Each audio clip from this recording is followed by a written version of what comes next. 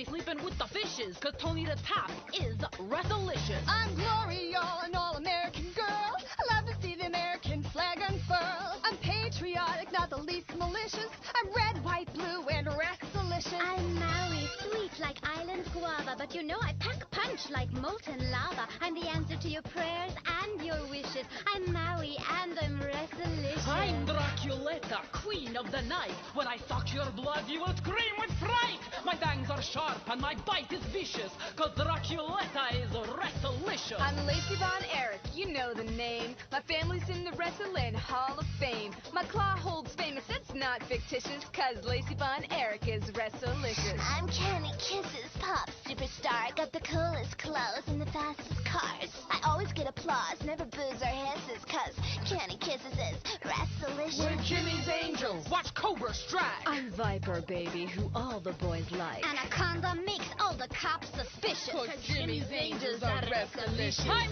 Supernova, and I fight crime, taking down the bad guys one at a time. My wrestling debut will be quite officious, cause Supernova is Wrestlicious. Oh, Wrestlicious, baby. Wrestlicious. Press play. There's the magic finger. Pressing down. Yeah. The Wrestling Club with Darren and Brett. We've got a show that you'll never forget. Greetings, Grapple fans, and welcome to WFMU's Wrestling Club, the only space that's safe for all wrestling fans, whether you're casual, lapsed, obsessed, or ashamed. I'm Darren, maybe broadcasting from a snowy and icy Jersey City, New Jersey tonight, where we have a most Wrestlicious episode of Wrestling Club planned for you. If you want to join us, you can call our hotline at 732-200-CLUB. And I'm going to get right into it. I'm going to introduce you to my tag team partner coming to us from Hollywood, California via satellite, the cousin Kathy to my Taylor, Texas, Mr. Brett Davis. Brett. Oh, it's cousin Cassie. Did I say Kathy? Yeah. Well, you know what? It's tough to get, I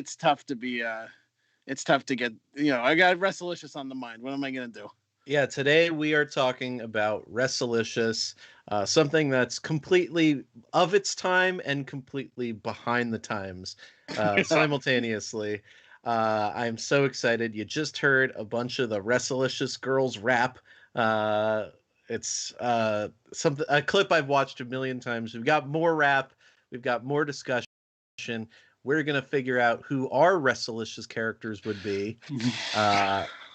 We are men, so it would be a complicated sort of situation to work out. But we do have a third guest here who, at one point or another, implied that he might be a Wrestlicious expert, which makes him sound like a bad person. But that is why we're talking. He's a producer on Dark Side of the Ring. Give it up for Howard Shefman. Welcome to the show. Thank you for having me. I unfortunately am a Wrestlicious expert, and like a couple topics because of this job, I feel like I become the signature expert on a specific part of wrestling that I wish I didn't. So now, just for a little backstory, and we'll get into Wrestlicious a little further, but you work on Dark Side of the Ring, which is a show that talks about some of the sadder, darker stories in the world of wrestling. Did you pitch Wrestlicious as an episode? I not only have I pitched it, I've continued to pitch it. Like we're currently working on season 3, and it is the one episode that I've been told if I can find an angle, we can do it, and I have yet to find that angle, unfortunately. Is the issue that it's just an endless source of joy? It's made too many people too happy to really fit in with our show. That's right. Yeah, there's not a lot of darkness on Wrestlicious. Even Draculetta, Ooh, don't even say that name. Scary. Yeah, this may be. We did talk about we wrapped up our worst Royal Rumble. We wanted to do a new sort of running thing. We're gonna do the light side of the ring. Maybe this is the first episode. I don't know. We might save this. We might decide if this is a dark side or a light side at the end of the episode as well. We'll see. Yeah, it's gonna be tough. But Howard, how did you get into wrestling as a young person or an old person? No, when I interviewed to work on Dark Side of the Ring in the first place, I said this, which is like I liked wrestling at the age that I think you're supposed to like wrestling, especially at my age, which is that I liked it when I was 13, and it was the Attitude Era, and it was just everything a 13-year-old boy could ever want, and so I loved like just I mean I was a basic wrestling fan. I liked The Rock and Stone Cold and Kane and then the ladies that would be sexy, and that was what I was watching it for. And I like honestly I like kind of kept following it a bit here and there after the Attitude Era went away, and then since I've been working on this show, I have now become, for better or worse, a wrestling expert beyond anything my 13-year-old self could have ever imagined. Wow. And you're in Toronto. Is there any sort of like Canadian flavoring to your wrestling fandom? Like, do you get teary-eyed at the thought of Bret Hart's screw job or? Well, I mean, two things there. One, Bret is, I don't know how much I can really say, but we have a really great track record with our show, and people that we've worked with, it makes really important that they like it and they feel good with what we're putting out and that we're telling their stories. And I don't think it's a private thing. I think Bret's been pretty public that he does not like what we did with the Screwjob episode, and I'm pretty confident he's I think the only person that we've interviewed, we've had on our show that like does not like us anymore. That's shocking that Bret Hart has a negative reaction to something. Yes. Yeah, well, yeah, it's really not like Bret to have such a high opinion of his side of the story, you know. Can I speak to the producers of Dark Side, please? I have a bit of a bone to pick. My favorite thing is reading his autobiography. Is one of the best wrestling books, because I've never read something where every good thing that's happened in the history of wrestling is due to Bret Hart, and every bad thing in wrestling is because someone didn't listen to Bret Hart. The best part about his book is that it's 700 pages, but the original unedited version is 3,000 pages. Not surprised. And the rest of the Harts are great. We love all the Harts that we've talked to and everyone in that family, but and you know, Bret has his opinions, and I can't say much more on that. But I will say, just to answer your Canadian aspect, is the host of our narrator for our show, Chris Jericho, I was a fan of when I was growing up, and he made an appearance at a Taco Bell, like kind of about a couple blocks away from where I lived. And I went with my dad, and I was really excited. And then, because I was 13, did not realize that, like, oh yeah, you have to line up like hours ahead for that. But you could order Taco Bell and eat in the restaurant. So I ordered Taco Bell and then just sat as close as I possibly could to Chris Jericho and ate Taco Bell. And that was my wrestling Canadian crossover until pretty much this show. Well, if it's not clear now, Jericho's one of ours, okay? His family was on the ground at the Capitol. Let's talk about literally anything else. No, Long Island native, Chris Jericho. We'll claim it. Well, I mean, my family has been protecting Chris Jericho for 20 years now, to go more than almost 25 years now. So this is true. Darren's uncle was Ralphus in WCW. That's right. Incredible. That's right. He's listening from beyond. Well, let's get into the wrestling news. Darren, what do we got this week? What's the big story? Well, I mean, I think the big story in wrestling with its 5 million viewers this week was the debut of Young Rock on NBC. The Wrestling Connection was huge. It's not every day when you have Junkyard Dog and Uncle Iron Sheik on network television. Brett, what did you think of it? I really liked the show. I thought it was it is what it's advertised. It's a weird autobiography of The Rock with a lot of liberties taken, but for what that is and what the end result is, incredibly good. Yeah, I liked it. I thought it. I don't know. I mean, I liked it because I like when wrestling is in the mainstream. I like when these weird when Alpha and Sika are on the same network as what else? I don't know what's on NBC. What's on NBC? I don't watch it. But Keenan, yeah. But it was good. It was good. I will say I listened to Dave Meltzer's review of it today, which was twice as long as the episode of Young Rock, and he was very excited. It's his friend. He's got his big show. They made I hope we get a Young Dave. I also listened to this, and it had a 20-minute tangent about a time where he smashed a banana on his girlfriend's head. And he had to clarify he's not a bad guy because she did it to him first. And it wasn't violent. He said it was not violent. They did break up right after, but it was not because of the banana smashing. Howard, any thoughts on Young Rock or the banana situation? Didn't watch Young Rock yet, but I will. I love the idea that exists. And yeah, it's funny that we're now not the only people on television casting people who kind of look like people from like our Vince McMahon is like a Brazilian guy, so when he talks, because obviously you don't hear anything, he talks, it's like the funniest thing possible, but he the silhouette is perfect to Vince McMahon. And then I saw the guy they have, and it's like, yeah, this is a little better. And I will say, Young Dave, I don't want to say anything really beyond this, but I think in Dark Side of the Ring Season 3, you might get a little inkling of Young Dave. Oh my God, I'm so excited. Is it like, there. I hope it's like Dave, when he's living in Dallas and he's got all those Von Erich fans, No, I want a crazy, Mexico City story. Oh yeah, Dave him and Conan were running around. I'm so excited for that. Another thing I was very excited for this week was the debut in AEW, technically, of Maki Itoh, the fastest rising star in professional wrestling. It seems like everybody's jumping on the Itoh bandwagon. However, she was on the losing end of her match with Ryo Mizunami in the women's eliminator tournament that took place in a weird box in Tokyo. Or no, in somewhere, not Tokyo. In Japan.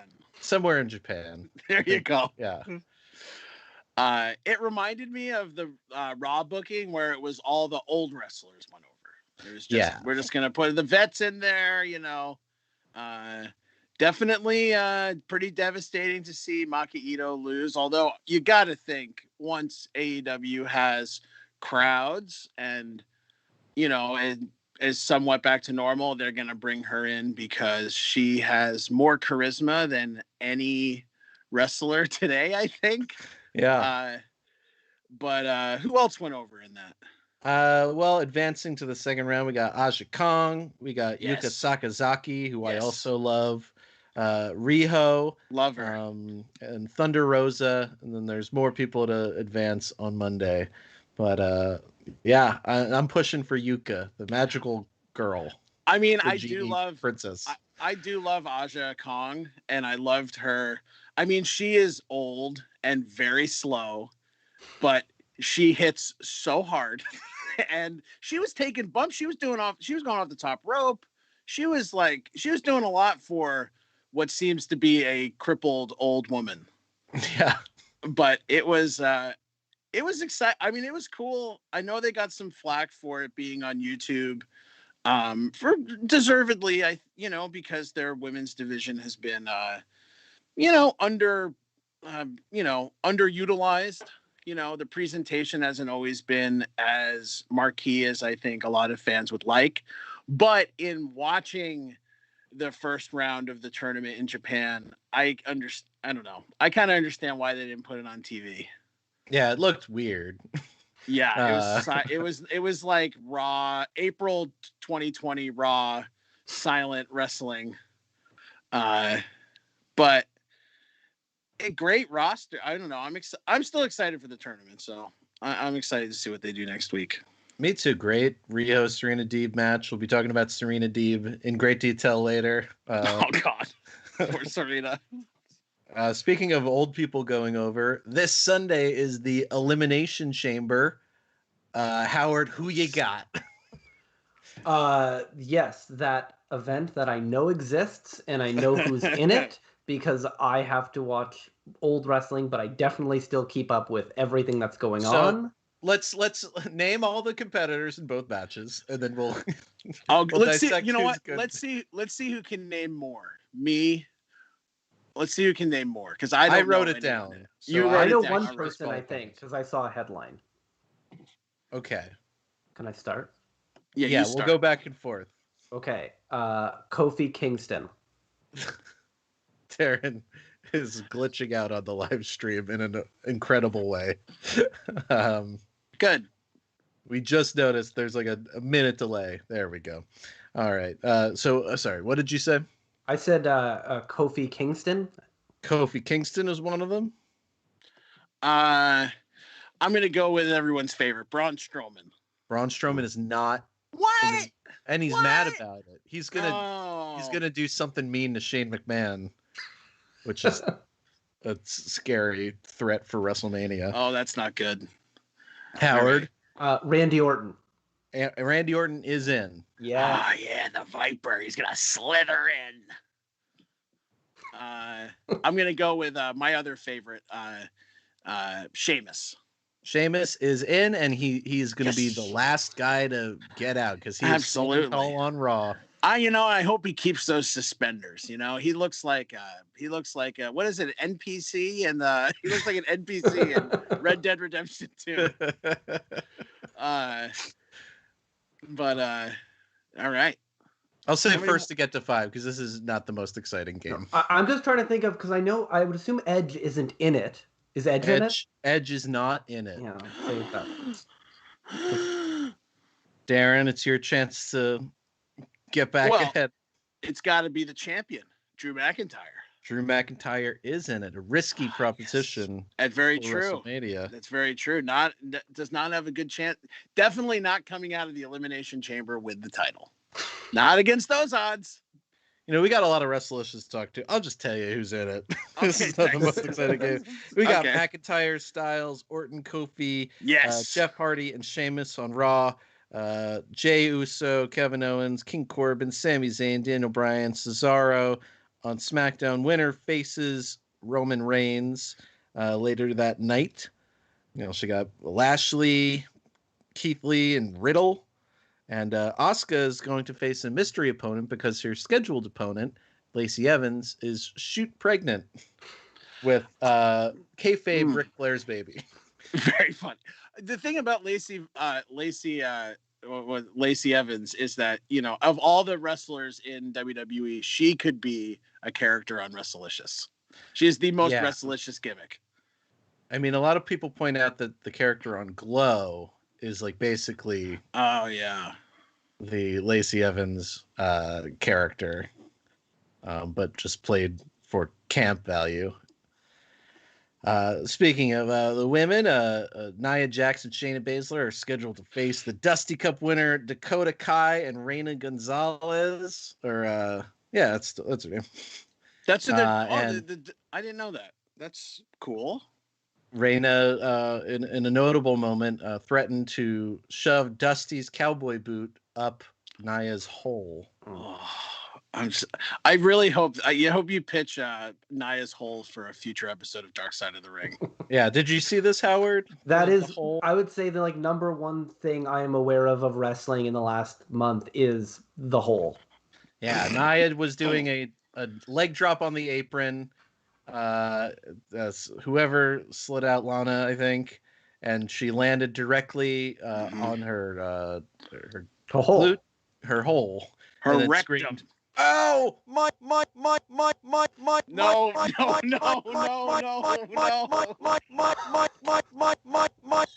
This isn't planned. Brett. Well, we're just gonna turn that down a little bit. We're having some technical difficulties here on Wrestling. Once this finishes, you know what? We're just gonna have to. Oh boy, it's fine. We're gonna edit this out. Everything's gonna be okay. Thanks for everybody joining us on the stream.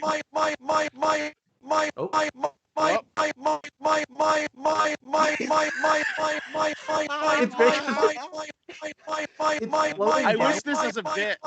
Yeah.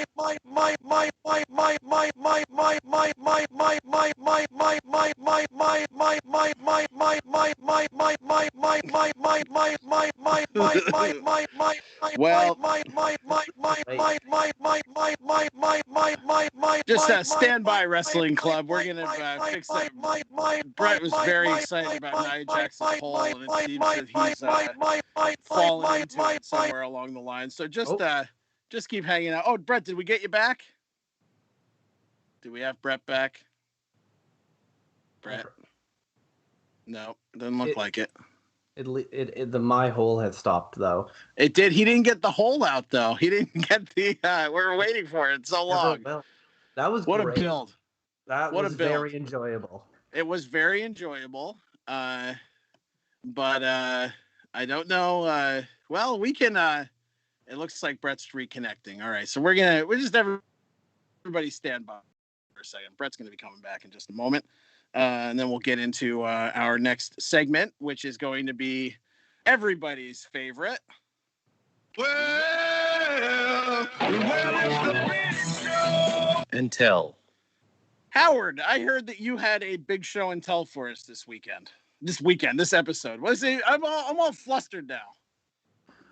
Well, I have a bunch of big show and tells, but sorry, that reminds me. Can I just mention?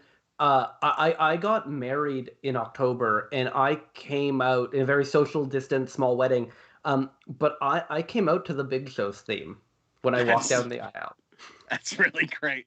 The episode in a row where our guest has come out to a wrestling theme at their wedding. Last week, Jeff Cannonball informed us that he came out to the Ultimate Warriors theme. Oh, that's good. Well, for my bar mitzvah, came out to the Big Show's theme, and it involved a top hat and a cane. Don't need to go into that. And then I made a joke with my now wife going, like, before our wedding, being like, can I come out to the Big Show theme? Like, fully joking that it'd be funny that if I did it for my bar mitzvah, did it for my wedding, and then when I die, we get someone to record like a really slow version to play at my funeral. And then because of COVID and us having like 15 people at our wedding and like the stakes being much lower, she was cool with it. And so, yeah, I have video of me walking down the aisle to that beautiful song. And it is beautiful. You know, Michael Hayes, the voice of an angel. All right. We if you want to be part of this chat, you can call in 732-200 club or react in the chat. Something's going on with the stream. No, just you, Brett. See, when you were, we'll inform you what happened. You were talking to us about the My Hole incident, and you went, and as you were reenacting Nia Jax's, selling of her hole, you yelled "my," and it just went my for 90 full seconds. I think it was longer. No, that was like it was a while. minutes. Yeah, it was a while. The show's ruined. We lost all our viewers. Well, Jerry Cheek asked if this is an Andy Kaufman bet. Joseph Moore said, "I scream myself to death." Now it makes sense. Okay. No. That's a bit, or that's a beat. You need someone to just isolate it and then make a rap over it. That's it. That's Howard, you worked extensively on the Herb Abrams episode. That is correct. Yes, that was, I would say, if any of the episodes were my baby, I would say the Herb Abrams episode is my baby. I would say that was my favorite as a hardcore wrestling fan. I loved that episode. Yeah, I didn't know anything about it prior. It was the most heartwarming one. Even though, Herb Abrams' story is kind of, it's tragic, but also he died doing what he loves. Yeah, Brian Blair. That line Covered in is... Vaseline and cocaine. No. I mean, it's funny. I went in never not knowing anything at all, and now I'm like an extended member of the Abrams family. Like Herb's sister emails me, and she's a sweetheart, and it is all encompassing. I try ask anyone who had any dealings with Herb in any capacity as much as I can. There's a few things I'm still trying to track down that no one has found, but no, I would say I'm the Herb Abrams expert in the world, thankfully. I mean, get yourself a free pass, subscribe to Vice however you can. It's on Hulu. I recommend people watch it, but if you don't know the Herb Abrams story, can you nutshell it in like 30 seconds? Oh yeah, I can nutshell. Herb Abrams was a guy from New York who loved wrestling, huge mark, always was, and wanted to start his own wrestling promotion, and he did, and it was bad, and he got money many different ways and kept getting more money, and the wrestling promotion was a failure, but he loved cocaine as much as he loved wrestling, and he died under mysterious circumstances, in which he was chasing some escorts around with a baseball bat in Midtown Manhattan, covered in cocaine and baby oil, and he perished. And that is the Herb Abrams story. Wow, unbelievable! What an idol. So you've got some stuff that I think didn't make the final cut. We've got 3 things to show. One is a mysterious flyer, and our WFMU connections, I'm hoping, can give us some clarity with this, because this is even a mystery to you, who's done a lot of research. Explain what people are seeing if they're not watching on the live stream. Okay, so this is something I scanned from Herb's sister, who's a lovely woman, and she didn't know what it was, but it is what seems like a promotional photo for something, I think it looks like a new wave band, but Herb was a good singer, but was never in a band. But Herb is credited as Adam Diamond, and his friend to the right is credited as Burton Topaz.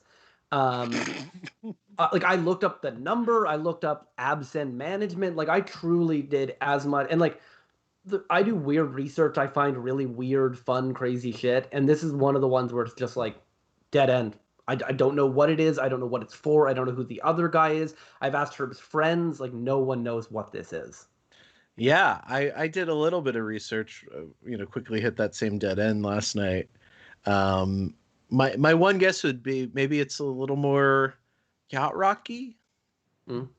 It seems like whatever it is, it's maybe 5 years too late.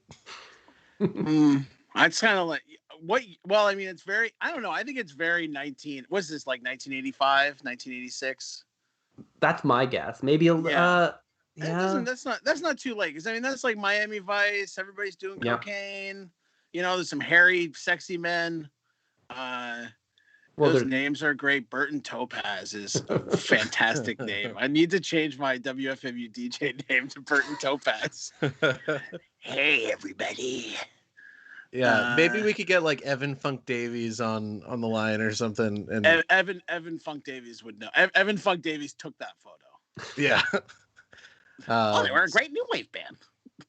Yeah, WFMU people, do what you can. Help us solve this mystery. We'd love to do a deep dive on the music of Adam Diamond and Burton Topaz. But we don't know if it's music. That's the one thing I have to make clear. I think it's music. It's probably music, but there's no proof that it's music. They could be club promoters. I think there's that kind of vibe to it.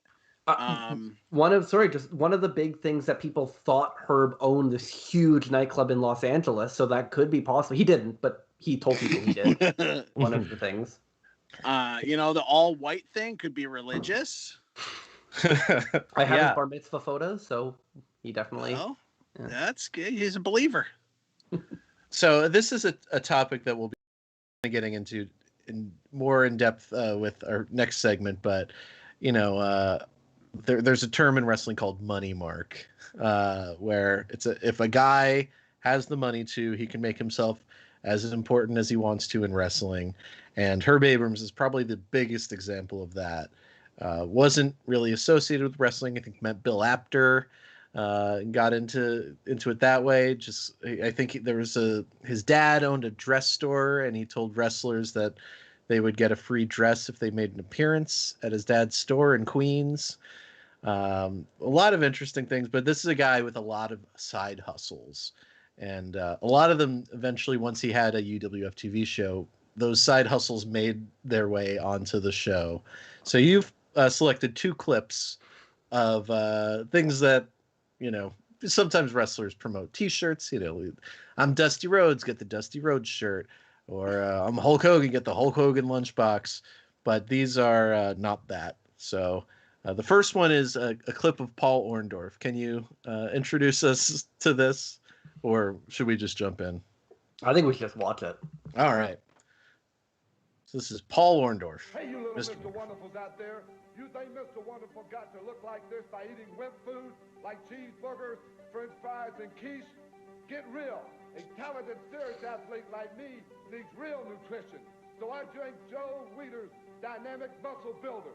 It's got high-quality protein, amino acids, vitamins, minerals, and other important stuff I need to meet my opponent in the ring. And it tastes great, too.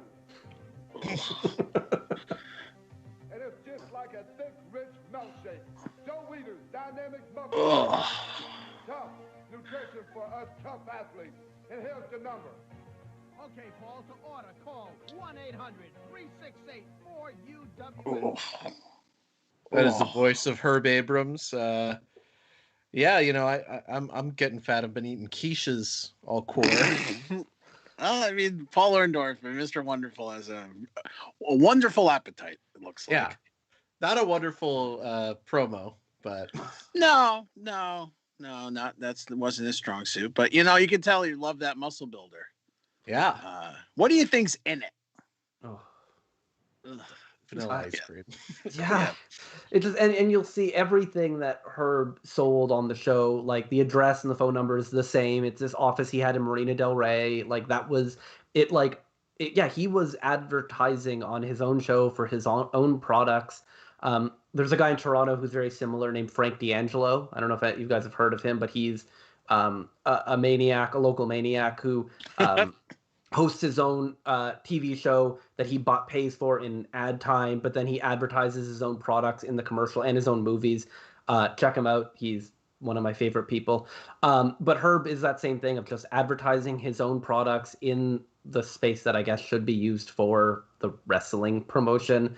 I just like that the wimp foods are cheeseburgers, French fries, and quiche. Like those are the wimp foods. Beautiful. Yeah. So you pulled another one. This is the magnificent Don Morocco, and he's stepping forward to support. Well, let's just play the clip. Hey, we want our troops fighting in the Persian Gulf to know we're behind them 100%. And we want you to share our feelings by wearing this Support Our Troops t-shirt. The UWF is selling this shirt to show how much we care for our dedicated troops fighting in a terrible war in the Arabian desert. Send $15 to UWF Troop T-shirt, 702 Washington Street, Marina Del Rey, California. Yeah. I don't think the money went to the troops. Wow. It reminds me of like Sammy for Syria, Just, a wrestler just, trying to make a difference out in the Middle East. Or the Arabian desert, as Magnificent Morocco termed it. Yeah, that's what got me is the specific wordage was always great on it. The fact that Morocco only did one Herb Abrams or maybe 2 Herb Abrams shows, so it was like that one time he was there. It was like Herb threw him in a corner and then gave him a T-shirt to sell. We interviewed Morocco last season and we just because we had extra time, we're like, hey, what do you remember about Herb Abrams? Do you have any stories? And it was just like he's like, oh, that guy who died from cocaine and prostitutes. Like he did not remember any of this because why would he? Yeah. Something about Magnificent Morocco doesn't say he has the strongest long-term memory. But maybe what do I know? Herb Abrams didn't either, though. Yeah, that's true. There is a story maybe it's covered in the show, that when he was trying to sell the idea of UWF, he's like, yeah, we're going to have Blackjack Mulligan be the booker. Our top star is going to be Bruiser Brody. Blackjack Mulligan was in jail. Bruiser Brody was dead for like a few years. Yep. Well, however, arguably a bigger success than our next topic that we're going to talk about on the show, Wrestlicious. Man upstairs, Isaiah, can you hit the rap? I'm Cousin Cassie from down on the farm. I'm the young un among us. I got country charm. I'll take you to the mat with my hugs and kisses, cause Cousin Cassie is Wrestlicious. I'm white magic, got a voodoo spell. Some say I belong in a padded cell. I'm bigger and badder than all these witches, cause white magic is Wrestlicious. I'm Malibu. I like to ride the surf, but now the wrestling ring is my home turf. Wet or dry, my moves are so delicious, cause Malibu Mackenzie is Wrestlicious. I'm Lil Slim, yo, this is how I roll. In the ring I step up and I take control. When I beat you down, then you know who this is, cause Little Slim is Wrestlicious. I'm Shauna Knott, straight out of the 50s. I may be old school, but my moves are nifty. My style is neat, and it never misses, cause Shauna Knott is Wrestlicious. I'm Boot Camp Bailey, a big guns marine, a first-class high-ranked fighting machine. The drills are gonna do are repetitious, cause Boot Camp Bailey is Wrestlicious. I'm Layla Milani, your fabulous host. I'll watch them fight from pillar to post. I may join in, cause I'm real ambitious. Yes, Layla Milani is Wrestlicious. I'm JV Rich and I own the show. I got the ring, I got the bling, and I got the dough. I hang with the ladies that nobody disses, cause all my girls are Wrestlicious. Oh, Wrestlicious, baby.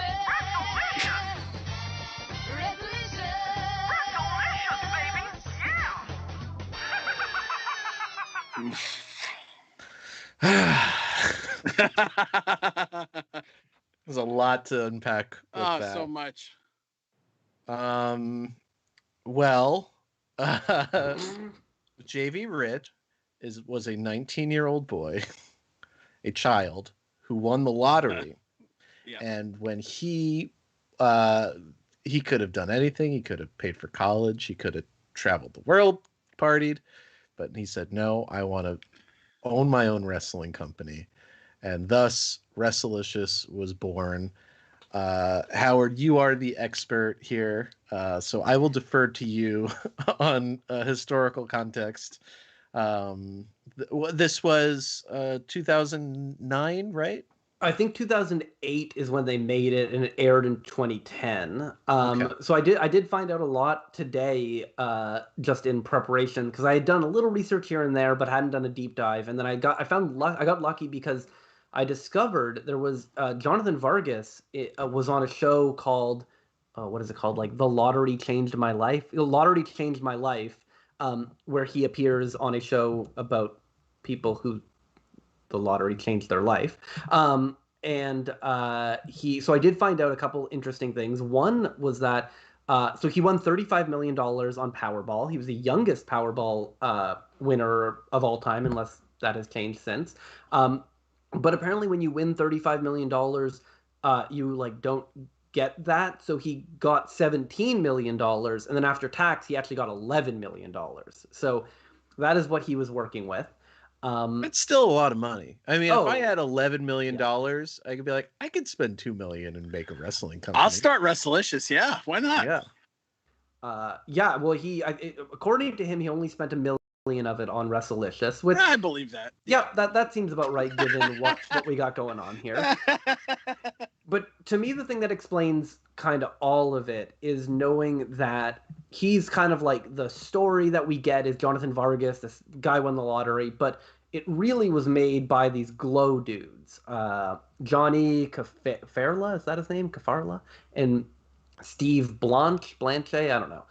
These glow dudes who found the money mark that they were looking for to bring glow into the new millennium. But without deeply changing... rooting it in the past.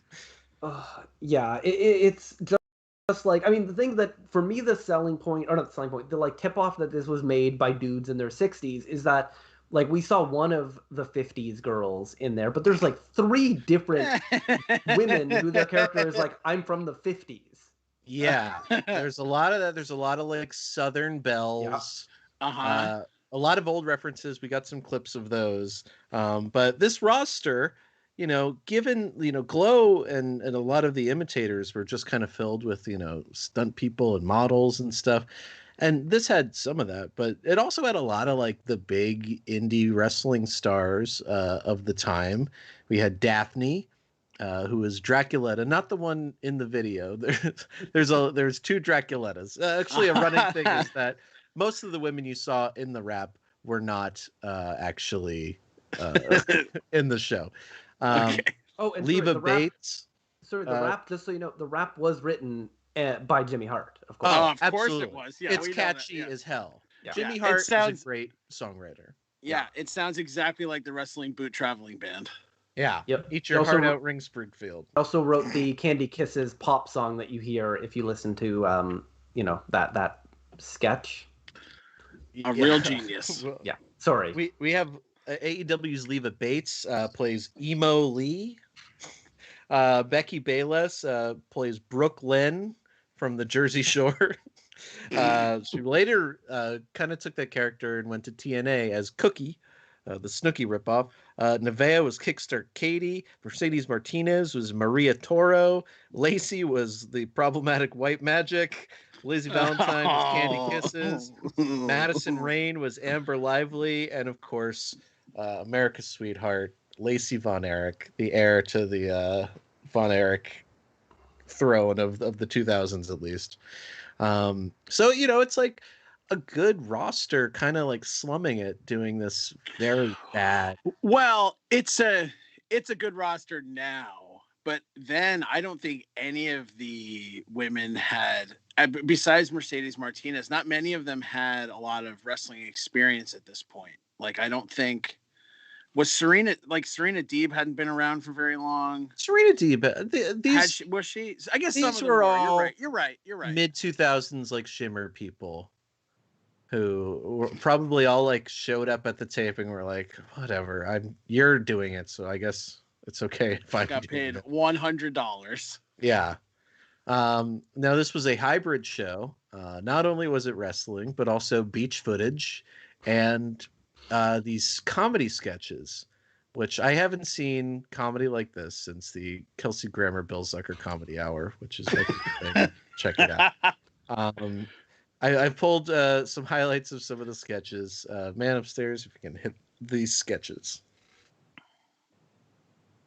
Well, I'm afraid I might need glasses. Need glasses? I don't believe in them. You don't believe in glasses? No, I drink straight out of the bottle. Waitress! Waitress! Yeah, what do you want? Do you have a roach problem? No, the rats ate them all. Like a good idea, like a good idea.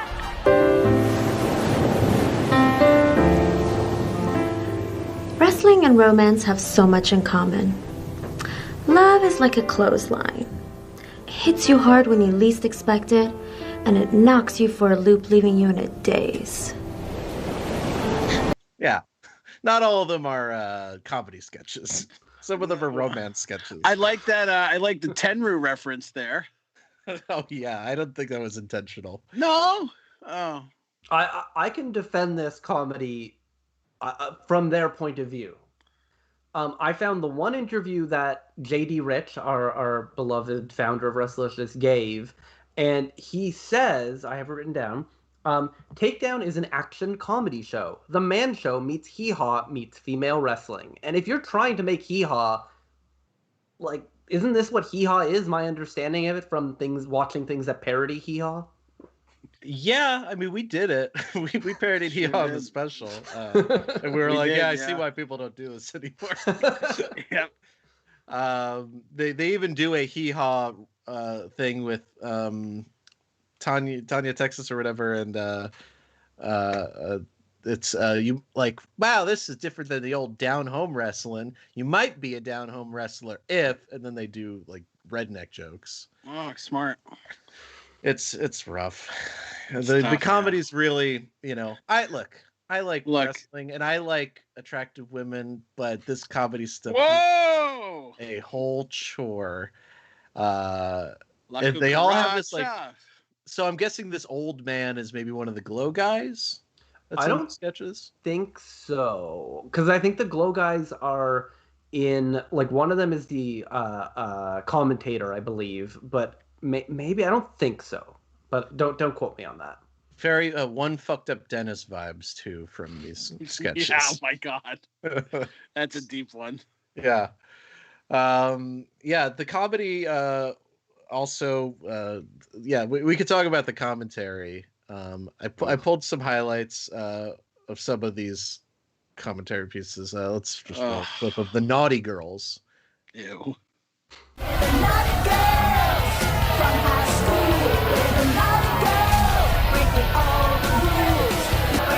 This is charity? Oh my word!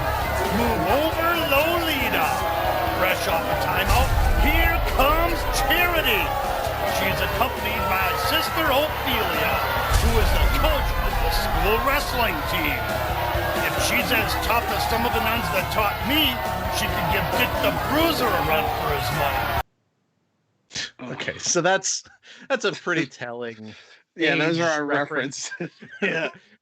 Wow, the nuns that taught me were tougher than Dick the Bruiser. A reference lost to many in 2009, but maybe not the target audience. Honestly, much less offensive than I thought it was going to be.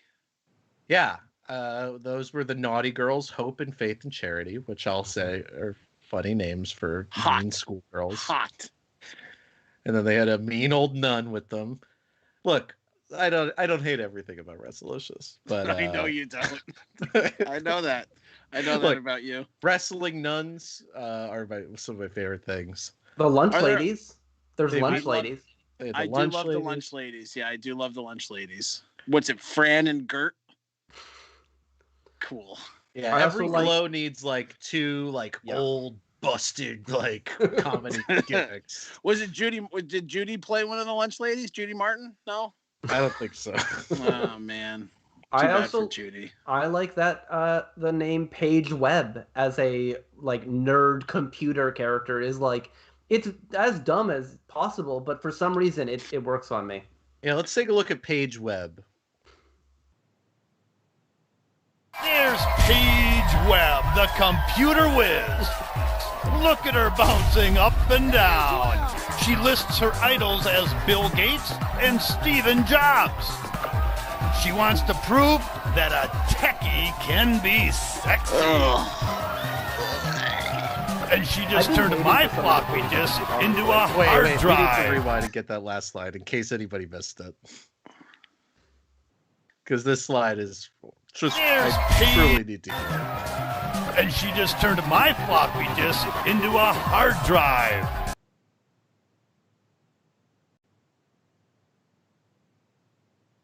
Yeah. I'm sad. I'm sad. This hurts my feelings. Oh, I mean, ignoring the big problem with that. We were talking about saying Stephen Jobs is great. You've never uttered that name before. We were talking about whether this was going to be a light side of the ring or a dark side of the ring. It's dark. Yeah.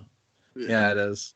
And Serena Deeb, who is so talented and so great. She was so good at AEW this week. So great. Good. What a match.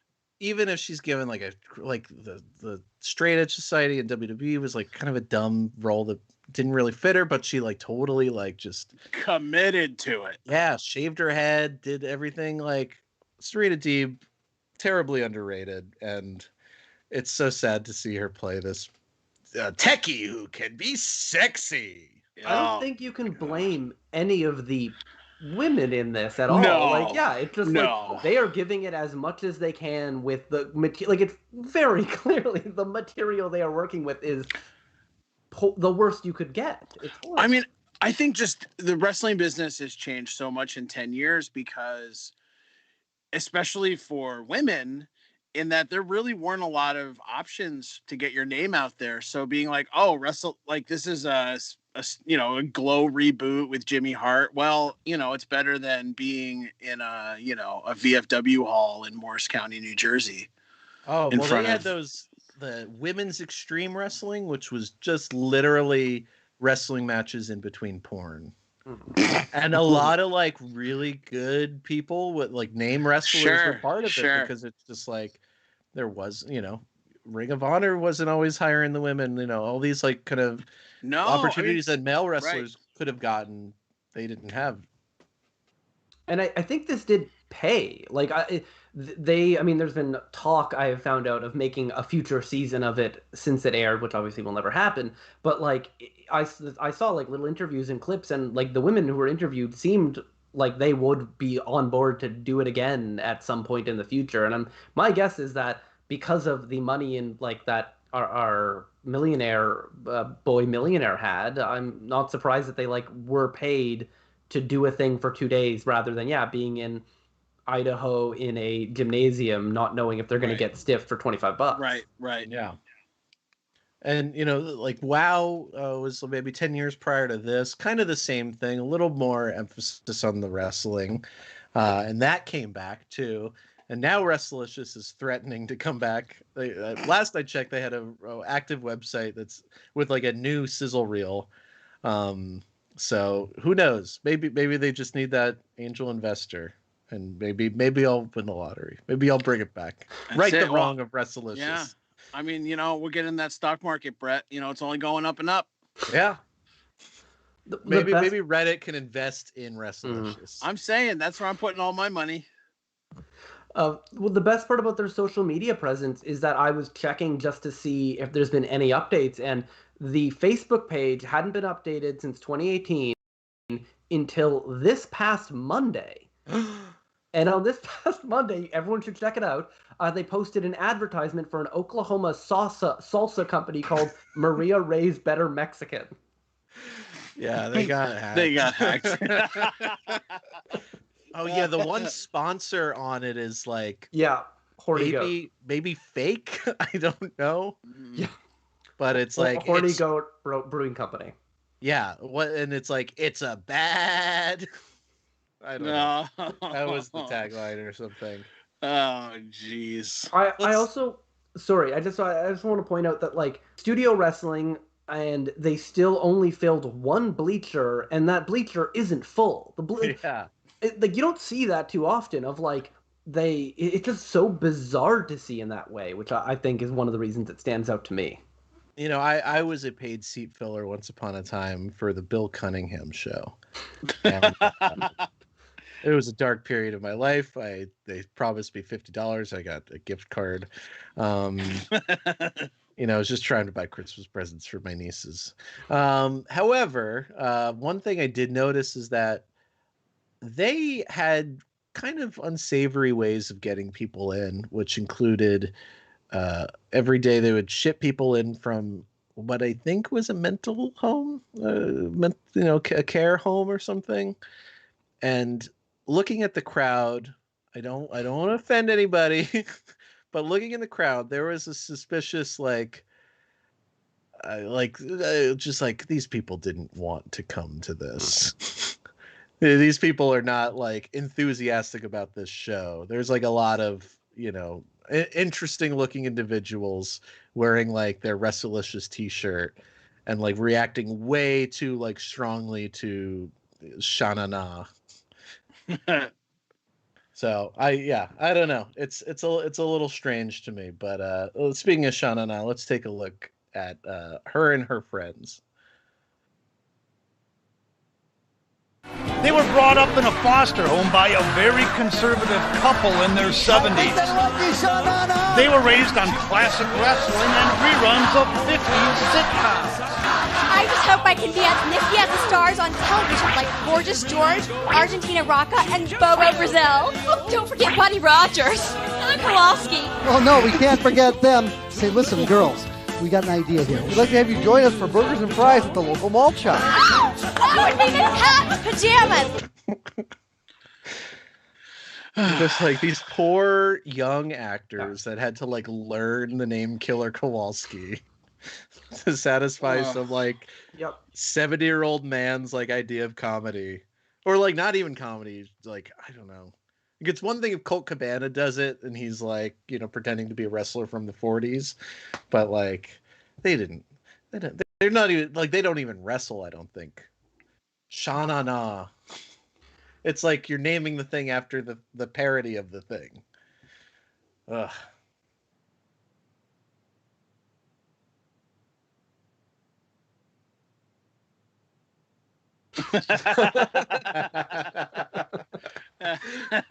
But that's exactly it. It's like that is the vibe of this show. It's dudes in their 60s being like, the kids are gonna like this. They have to like this.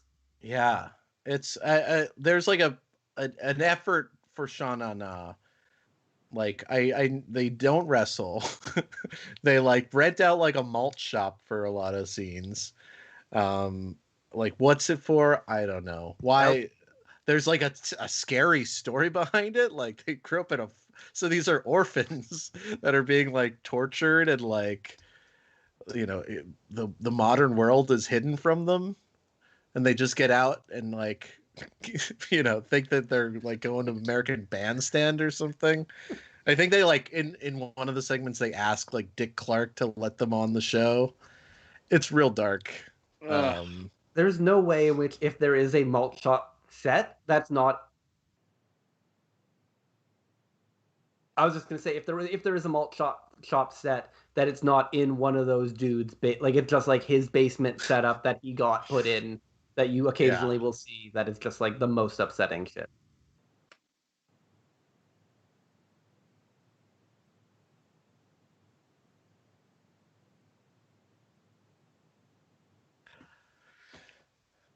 Oh. Okay. I'm Jay Vargas, and I made history when I became the youngest Powerball winner ever at the age of 19. When I won all this money, I never planned on getting married, ever. I was like, fuck that. And then I met Shayna. I knew she was the one. We hit it off, and she's been with me ever since. Jay knows I'm the shit. I set up Jay with a few fine ladies. All I see is ass everywhere. Without these girls in the house knowing that I won the Powerball, I'm a chef. I'm a chauffeur. I know for sure that I'll find somebody that likes me for me. If you're a little confused by that, first off, 10 years ago doesn't feel like a long time, but it really is culturally. So this is a sizzle, or I guess a pitch video for a show that Jonathan Vargas, the previously owner of Wrestlicious, wanted to have his own show, where before he settles down with his girl, who's a bit of a gold digger, he wants to live in a house with 20 sexy single girls to see if he will be tempted to leave her, and he would hide that he is a Powerball winner from the women, so he could maybe find true love. An oddly specific, similar vein he's going down for this new attempted project that I don't think got off the ground. But yeah, he's a weird guy. A lot of the Wrestlicious stuff, there's like sketches with him where Jimmy Hart is his like butler, and he's just like fucking all the wrestlers.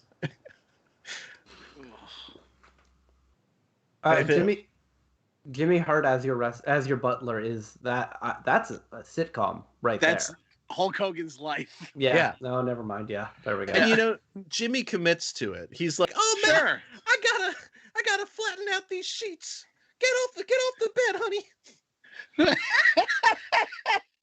Out of the way, baby. These dishes got to be clean."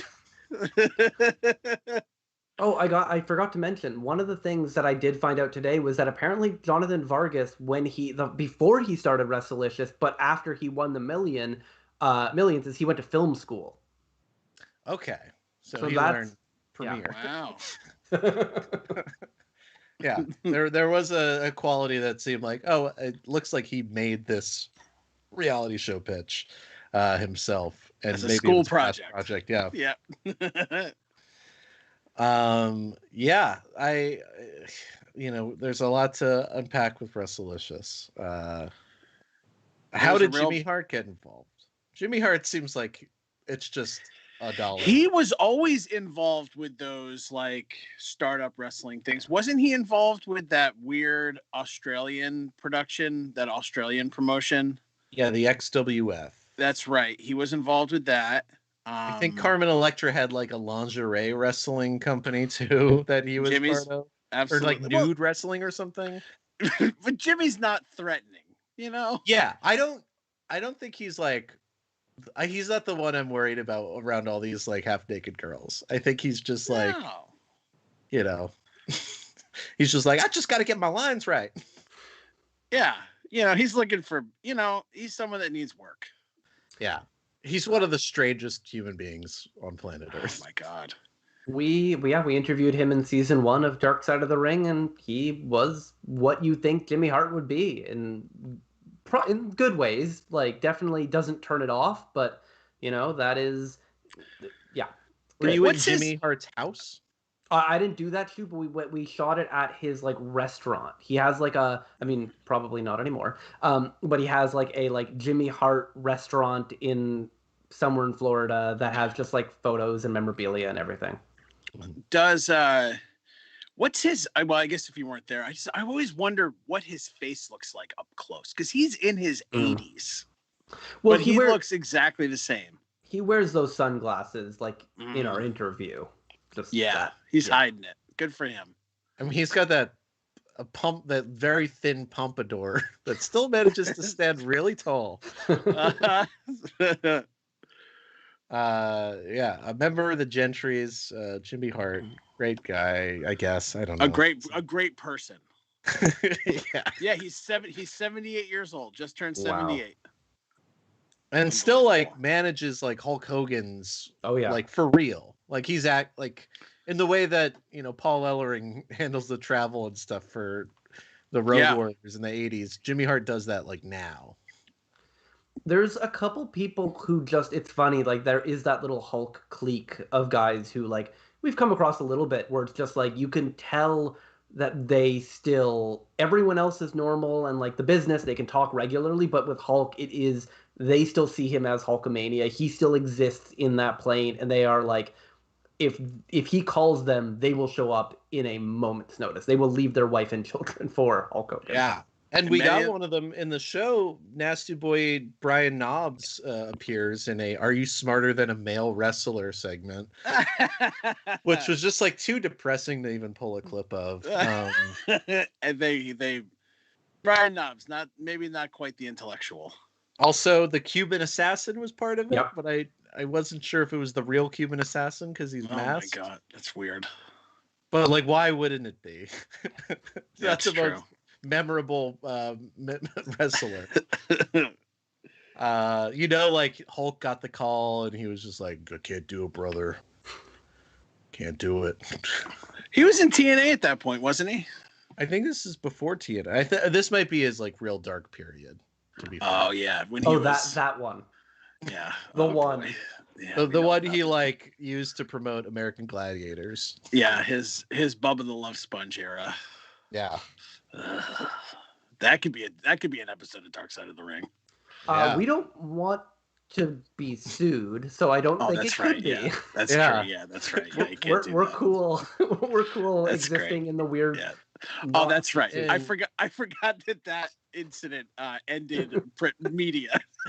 In other news today, Hulk Hogan is the new owner of Vice.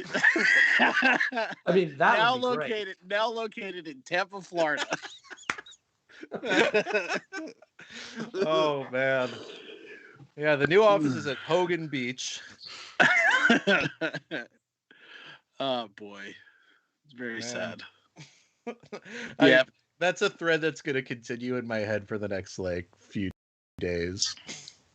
Just what if Hulk Hogan owned Vice and continued operations? Great. It would be great for Nick Hogan.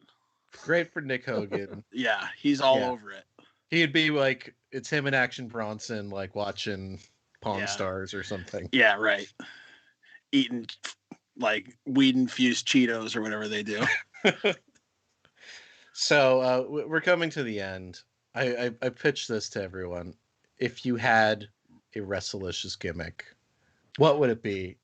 And please tell us. I just want to say, Brett pitched this to us moments before we went live. Like, it's just like, oh, by the way, come up with a Wrestlicious character and write a rap for it. I could just say mine came really quickly because I'm Jewish, and so it's just like, all right, I'm the rabbi. Let's just get this out of the way. It's clear that's what it would be. Yep. But I mean, I can start. Yeah. Okay, so I was gonna be Rabbi Howard, but then just in case someone else took over the character, I didn't want to like lock it to me. So right. So here's my rap. I'm the wrestling rabbi, and I'm a chosen guy. When I have my deli, I eat it on rye. That my bagels are delicious because this rabbi is Wrestlicious. Oh, no. Great. But trouble for me is that my Wrestlicious rhyming word is also delicious. I think that's fine. I think that's okay. Oh. Well, Darren, hit us with it. All right. Mine's not finished, so I might need some help from you guys. I got well, again, you said you're Jewish, so you went with what you are, and I went with what I am as well. So I got a little bit of mine is, I'm Maddie the Meatball. Where's my spaghetti dinner? Working all day got me feeling thinner.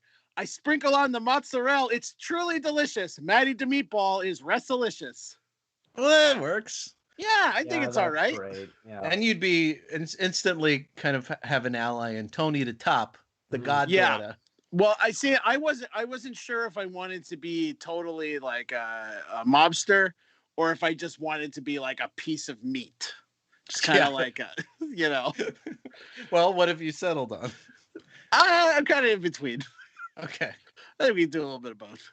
All right. I went a little deep. I thought maybe I'd do a gimmick that maybe wouldn't work in Wrestlicious, but that I'd still like to see.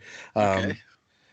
Just imagine kind of like hip looking, maybe metropolitan type person, but maybe they have like one of those like the shirt that says like Danzig, but instead of saying Danzig, it has like a director's name on it or something. Okay. I'm Criterion. I love to cry. I guess or it could be me. I'm Criterion. I love to cry and laugh. You can catch me with the Safties at Metrograph.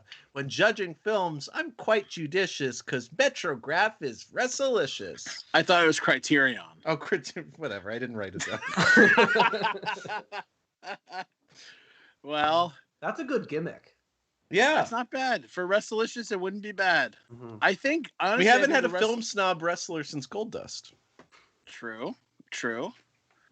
I would say the Wrestling Rabbi might be the strongest one. Yeah.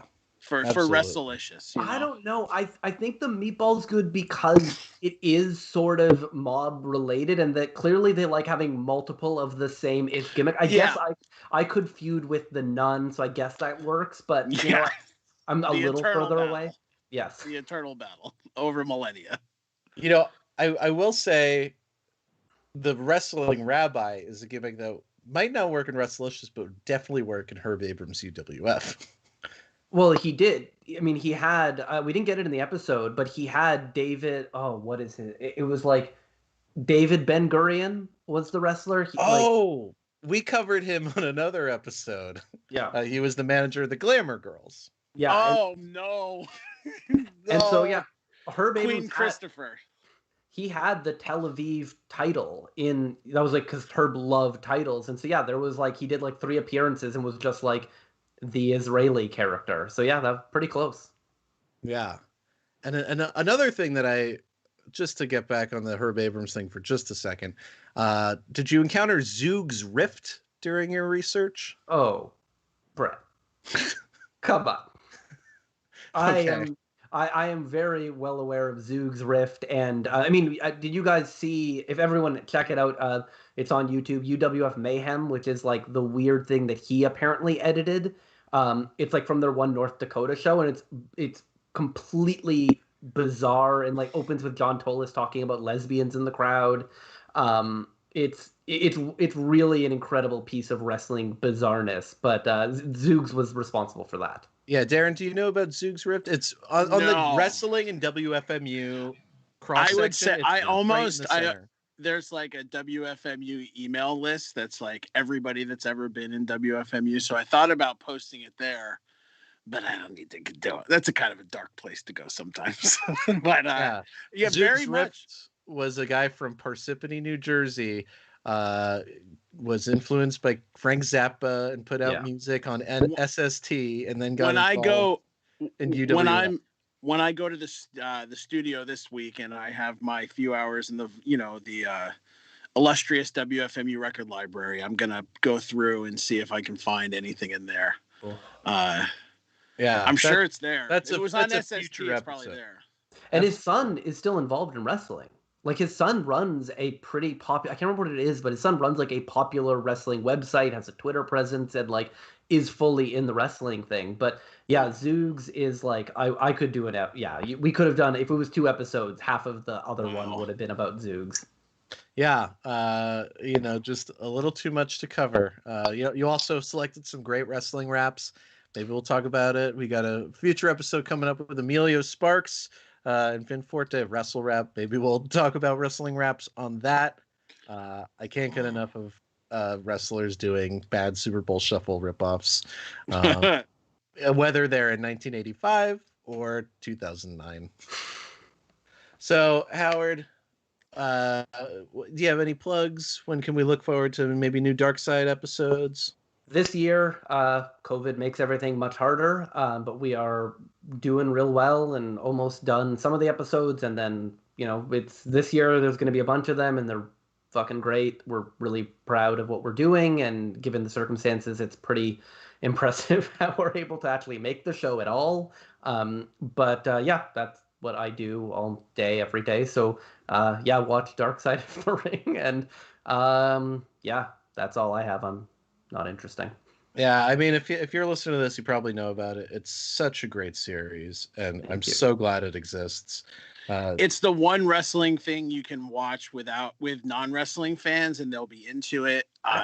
My roommates love like true crime, so you put on the Bruiser Brody episode, you put on the Gino Hernandez episode. It's great. It's so good for hardcore wrestling fans and non-fans. And you can watch After Dark with Chris Gethard talking to like Haku. Which is also... Hey, I pitched you to host that, Brett. I think I know that, but hey, that's a story for another day. But can't thank you enough. Brett's got a high guarantee. You don't work cheap. Darren, you got your WFMU show this weekend. What are you playing? 3 to 6 a.m. I don't know what I'm playing this week. I am maybe some Zoog's Rift. Maybe some Zoog's Rift. I'm up to my ears in Japanese 1980s punk right now, preparing for my WFMU Premium, which is looking at synth and the intersection of like synth pop and punk rock in 1980s Japan. It's pretty great. It's pretty great, the music. A wrestling connection with the packaging. Yeah, Brett is my graphic designer. He designed the art for the Premium. It's a wonderful photo of Bull Nakano and Dump Matsumoto with no swastika. Thank you, Brett. And it's really great. So stay tuned. WFMU Marathon starts on my birthday in 2 weeks, which I also have a show on my birthday. So if you're thinking of getting me anything, just donate it to WFMU. WFMU, we need the money. As you can imagine, COVID has been very difficult for the station. We've lost a lot of our revenue because we can't do our record fair. We can't do events at Monty Hall. So if you have a couple extra bucks, donate it to WFMU this March 6th through March 22nd. Yeah. And, Howard, before we started the show, we were talking a little bit about the New Jack episode. And you said that one of the things that maybe made it happen or at least convince producers that New Jack was a safe person to be around in the Vegas sense, was our episode of the special. So that'll be my plug since I'm still unproductive in quarantine. Right. You can check out our episode. It's some of the funniest comedians from New York: Connor O'Malley, John Reynolds, Annie Donnelly, Carmen Christopher, interacting with a murderer, a bounty hunter, right. One of the least safe wrestler in history. And, Darren, to all of the credit in the world. The most terrifying moment of my life. His character, the Skullfucker, is kind of the fake New Jack. But you wouldn't have known it because you got right in New Jack's face. I was so scared. It stared into your soul. Somebody told me a story right before I went on. I don't want to say who, and I don't know if the story's true, but I'm gonna repeat it anyway. That one time New Jack was wrestling and he asked somebody for a 7-Up, and they brought him a Sprite, and he cut them. So I'm standing nose to nose with New Jack, just trying to imagine what it feels like to have a blade go into your body. So I knew that I was being stabbed. You know what I mean? But he didn't hurt me, and I ran away, and I was scared. But check it out. It's on the Specials YouTube. Yeah, and I'll add an addendum to that. So after the show, we would all do a little after show party at a bar called Lincoln Park that I don't think is there anymore. And New Jack came along. And I said, "Hey, can I get you a drink or anything on me?" And he's like, "I'll have a Long Island iced tea." And then I was like, "Cool." And then his girlfriend stops me and she says, "He likes it a very specific way." And then I flashed back to the Mountain Dew story. And I was like, "Oh no." So I approached the bartender, trembling. I was like, "You need to get this right. This is a life or death situation. I need this type of Long Island iced tea." And I pray to God I'm saying it correctly. And he was satisfied. But he was such a gentleman, telling us about how he leaked brain fluid out of his nose. Yeah. Oh boy. Didn't know that was an injury that a human could sustain, but thank you, New Jack, for enlightening me. Well, from New Jack's friends and Herb Abrams' son, we'll say goodbye. Darren, why don't you take us out? All right. For Brett and Howard, I'm Darren Maybe. Check out Wrestling Club. We'll be back next Thursday night with a whole new episode. Check us out on Spotify, Apple Podcast, and Stitcher, and, of course, on WFMU's archive at WFMU.org. We'll see you next week. Bye-bye.